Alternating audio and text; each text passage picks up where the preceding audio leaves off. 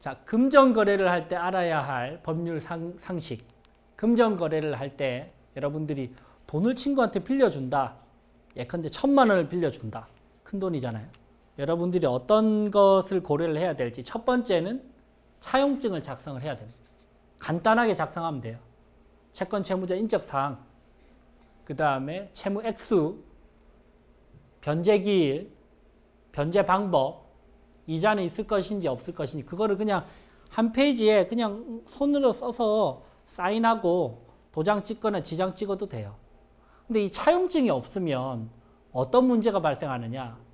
돈을 줬는데 상대방이 이렇게 주장합니다. 내가 빌린 거 아닌데? 그냥 준 건데? 1,000만 원은 계좌에 찍혀 있어요. 근데 상대방이 이렇게 주장해요. 네가 나한테 준 거잖아. 어떻게 하실래요? 낭패죠. 분쟁이 이렇게 생겨요. 그래서 차용증을 작성을 하면 빌려준 거구나. 증명이 될 수 있다는 거죠. 두 번째, 설마 현금을 뽑아서 주지는 않겠죠? 절대 그러지 마세요. 지나친 적극성입니다. 절대 그러지 마세요.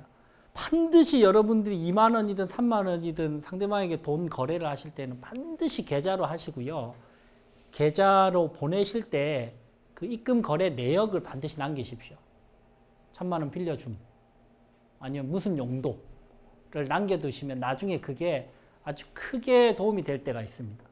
나중에 증거로서 활용을 할 수도 있고요. 그래서 반드시 계좌로 입금하시되 용도를 적어 놓으시라. 대화 내용은 녹음을 하는 게 좋고요. 왜? 돈이 거래가 있었는데도 불구하고 상대방이 빌린 게 아니라고 뺄 때는 대화 내용을 녹음을 해서 그걸 가지고 증거자료로 활용할 수 있습니다.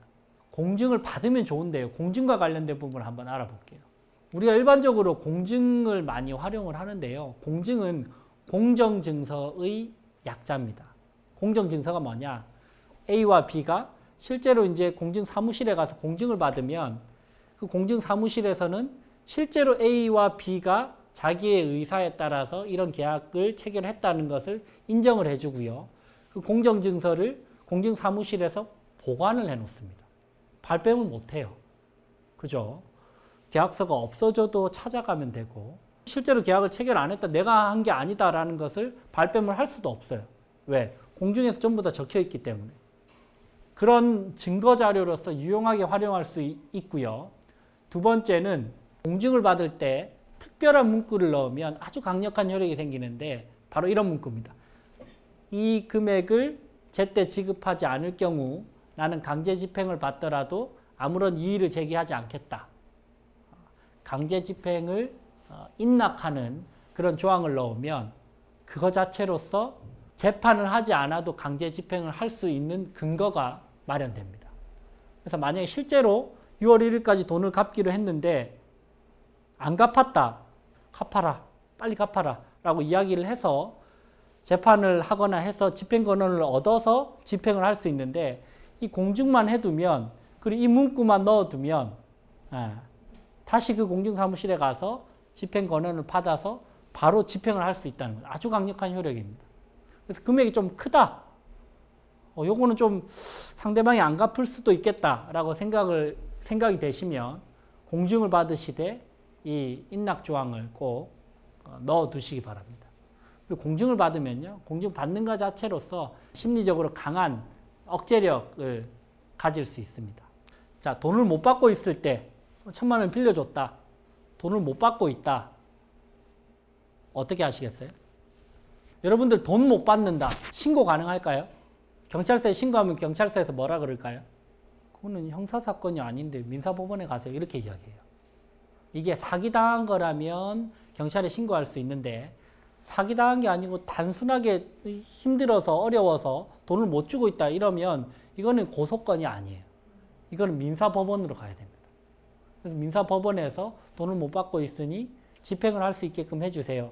집행을 하면 재산이 있다거나 부동산이 있으면 그걸 압류를 한다거나 할 수 있는데 심지어 재산도 없다. 빈털털이다 그러면 못 받아요. 그럴 때 뭘 활용하죠? 연대보증을 활용합니다. 그 사람이 빈털터리가 될 것 같아.